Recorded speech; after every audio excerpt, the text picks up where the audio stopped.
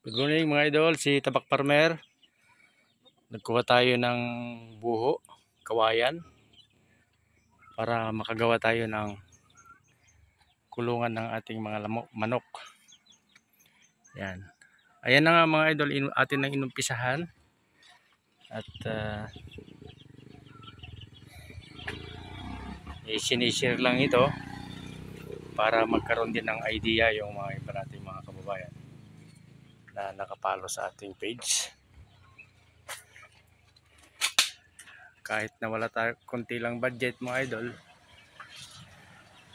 makakagawa tayo ng kulungan ng manok, poultry. Ayan. Ayan. At i-share ko sa inyo mamaya pag aking nang matatapos.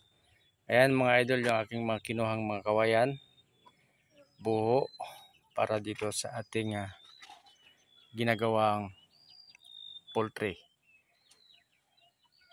Tabak Farmer po. Paki-follow and subscribe my YouTube channel. Bye-bye.